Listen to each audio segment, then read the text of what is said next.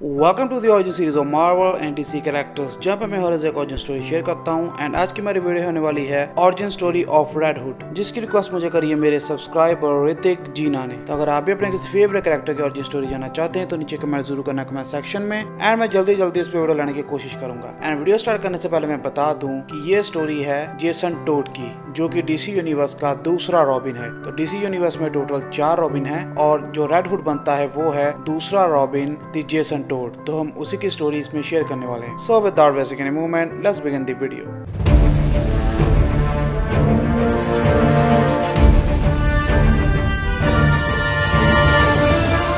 Jason Todd की first appearance हुई थी the comic Batman the new adventures में। तो इशू की शुरुआत होती है बैटमैन एंड उसकी बगी से, जिसके 2 टायर्स कोई निकाल के ले गया है।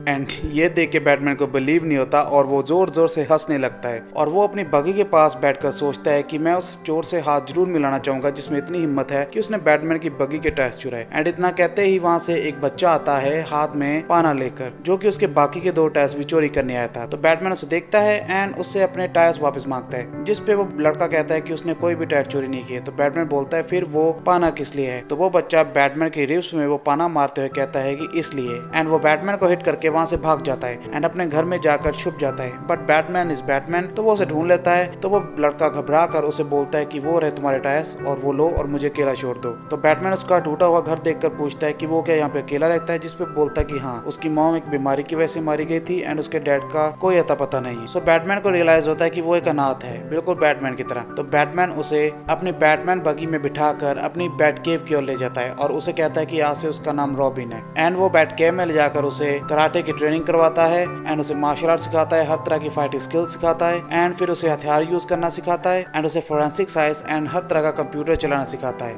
एंड फिर कई सालों की ट्रेनिंग के बाद बैटमैन फाइनली जेसन टोड को पहले रॉबिन की कॉस्ट्यूम लाकर देता है, जिसे देखकर जेसन बहुत खुश होता है। एंड इसके बाद उसे मिलने पहला रॉबिन यानी कि डिक ग्रेसन भी आता है, जो कि अभी नाइटविंग बन चुका है। बट जैसे जैसे जेसन टोड यानी कि रॉबिन बड़ा होता है तो वो अपनी मनमानी करने लगता है एंड बैटमैन के ऑर्डर नहीं सुनता। तो बैटमैन उसे समझाता है कि ये सब करना सेफ नहीं है एंड उसे प्लान के साथ चलना चाहिए। बट रॉबिन उसकी बात नहीं सुनता एंड जेसन के बदलते बिहेवियर को लेकर बैटमैन बहुत ज्यादा वरिड था एंड इसलिए वो अल्फ्रेड से बात करता है उसके पास के बारे में। एंड बैटमैन बताता है कि जेसन की जो माँ जिसकी डेथ हुई थी वो उसकी सौतेली माँ थी, जिसकी एक बीमारी के कारण मौत हुई थी। एंड उसका जो डैड था वो कहीं गायब नहीं हुआ था, बल्कि उसका मर्डर किया गया था और मर्डर करने वाला कोई और नहीं बल्कि टू फेस था। एंड बैटमैन कहता है कि इससे भी अफसोस वाली बात यह है कि जेसन का बाप टू फेस के लिए ही काम करता था। एंड ये सभी बातें जेसन बाहर खड़ा सुन रहा था एंड ये सब जान के वो ब्रूस से बहुत ज्यादा गुस्सा होता है। एंड ये सब सुनने के बाद जेसन अपने पुराने घर के पड़ोसी के पास जाता है एंड उसे जाकर अपनी माँ के बारे में पूछता है, जिसपे वो पड़ोसी उसे एक बॉक्स देती है जिसमें जेसन का बर्थ सर्टिफिकेट था, जिसपे उसका नाम लिखा था Jason Peter Todd. And Jason को ये भी पता चलता है कि उसकी माँ का नाम एस से शुरू नहीं होता है, बल्कि उसकी माँ का नाम सी से शुरू होता है, जो कि है कैथरीन। एंड फिर वो इस बॉक्स को अच्छी तरह से चेक करता है एंड उसमें उसे एक छोटी सी डायरी मिलती है जिसपे उसकी मॉम का नाम एंड एड्रेस लिखा था। तो वो ये सारी इन्फॉर्मेशन बैट केव में जाकर बैटमैन के कंप्यूटर पे सर्च करता है एंड उसे मिलती जुलती 3 वुमेन्स की इन्फॉर्मेशन मिलती है, जो कि थी शार्मिन Rosen, Shiva Woosan and doctor Sheila Haywood. And काफी इन्वेस्टिगेशन करने के बाद रॉबिन को पता चलता है कि उसकी असली माँ का नाम है डॉक्टर शीला हेवुड, जो कि एक मेडिकल स्टूडेंट थी एंड करंटली वो अफगानिस्तान में है। सो रॉबिन अकेला ही बिना बैटमैन को बताए अफगानिस्तान की ओर निकल पड़ता है। एंड इधर आयरॉनिकली अफगानिस्तान में जोकर भी होता है, जो कि अपनी एक टेररिस्ट टीम बना रहा होता है। एंड अफगानिस्तान में पहुंचने के बाद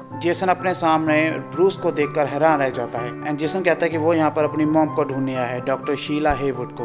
एंड इधर हम देखते हैं डॉक्टर शीला हेवुड को, जिसे कि जोकर विजिट करने आता है। एंड हमें ये पता चलता है कि डॉक्टर शीला एंड जोकर दोनों एक दूसरे को जानते हैं। एंड साथ में ये भी रिवील होता है कि डॉक्टर शीला गौतम में टीन एज लड़कियों के ऊपर इलीगल एक्सपेरिमेंट्स करती थी एंड जोकर इसी बात का फायदा उठाकर उसे ब्लैकमेल करता है एंड उसे कहता है कि अभी उसके घर में वो अपने कुछ बॉक्सेस रखेगा जिसके अंदर उसकी लाफिंग गैस है। एंड कुछ ही टाइम बाद जेसन भी अपनी मॉम को ढूंढ लेता है एंड उसे गले लगा लेता है एंड दोनों में कुछ बातें होती हैं। एंड इसके बाद बैटमैन को ये पता चलता है कि जोकर यहाँ पर है, तो वो जोकर को पकड़ने के लिए वहाँ पर बैट कॉस्ट्यूम पहनकर जाता है एंड जेसन को बोलता है कि वो यहीं पर रहे अपनी माँ के पास। एंड जेसन अपनी मॉम को रॉबिन की कॉस्ट्यूम दिखाते हुए कहता है कि वो ही रॉबिन है। तो इसके बाद जेसन की माँ रॉबिन को बोलती है कि तुम मेरे पीछे आओ एंड वो उसे अपने साथ एक कंटेनर के पास ले जाती है एंड उस कंटेनर में से निकलता है जोकर। एंड हमें ये पता चलता है कि रॉबिन की जो माँ मर चुकी थी वो एक्चुअली में उसकी असली मदर थी और ये उसकी सौतेली अकेली माँ थी, जो कि सिर्फ इसलिए रॉबिन को जोकर को हैंड ओवर कर देती है क्योंकि वो नहीं चाहती थी कि रॉबिन इन्वेस्टिगेट करके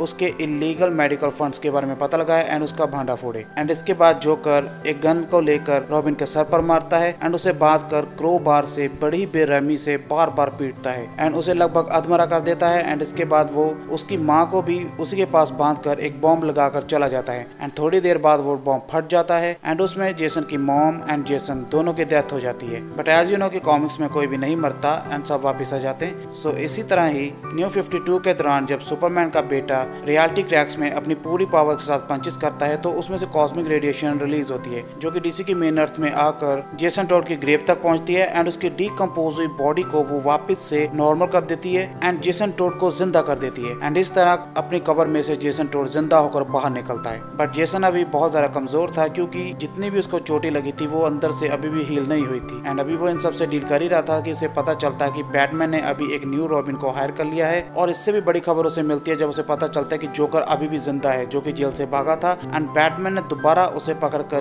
पुलिस कस्टडी में डाल दिया है। एंड ये देख के जेसन अंदर से बुरी तरह से टूट जाता है कि बैटमैन जिसे उसने अपना फादर माना था उसने जोकर को मारा भी नहीं जिसने उसके बेटे रॉबिन यानी कि जेसन टॉड की जान ली है। तो ये सब सोचते हुए जेसन को बैटमैन से नफरत हो जाती है एंड वो अपने पास के बारे में सोचता है जब जोकर ने उसके साथ ये सब कुछ किया एंड इसके बावजूद भी बैटमैन ने उसे नहीं मारा। एंड इसके बाद जेसन टॉड जाता है बैटमैन की वाइफ तालिया अल गुल के पास जो कि उसे जिंदा देखकर बहुत हैरान होती है एंड फिर वो उसे अपने बेसमेंट में लेकर जाती है अपनी मैजिकल पिट के पास। एंड इस पिट में पावर है कि जो भी इसमें नहाएगा चाहे वो मरा हुआ क्यों ना हो वो जिंदा होकर वापस लौटेगा। एंड जब जेसन इसके अंदर जाता है तो उसे बहुत ज्यादा पावर्स मिलती है एंड वो पहले से भी स्ट्रांग होकर वापस आता है। एंड इसके बाद वो मिलता है हश को एंड वो हश को बैटमैन को मारने के लिए कहता है अपनी चलती नफरत के चलते। एंड इसके बाद तालिया अल गुल जेसन टॉड को रेड हुड का एक हेलमेट देती है एंड उसे पहनकर वो बन जाता है रेड हुड एंड इस तरह जन्म होता है रेड हुड का जो कि गौतम शहर के बड़े बड़े गैंगस्टर को एक ठिकाने पे बुलाता है एंड उन्हें बुलाकर कहता है कि अब से वो उसके लिए काम करेंगे एंड वो बच्चों की तस्करी बिल्कुल नहीं करेंगे एंड वो स्कूल एंड बच्चों से दूर रहेंगे। तो वो गैंगस्टर्स पूछते हैं कि आखिर वो उसकी बात क्यों माने, जिसे सुनने के बाद रेड हुड एक डफल बैग खोलता है जिसमें उन सभी गैंगस्टर के लेफ्टिनेंट्स यानी कि उनके बॉसेस के सर काटकर उसने बैग में रखे हुए थे। एंड फिर रेड हुड कहता है कि अगर वो अपना सिर यहाँ पर नहीं देखना चाहते तो जैसा वो कहता है वैसा वो करे।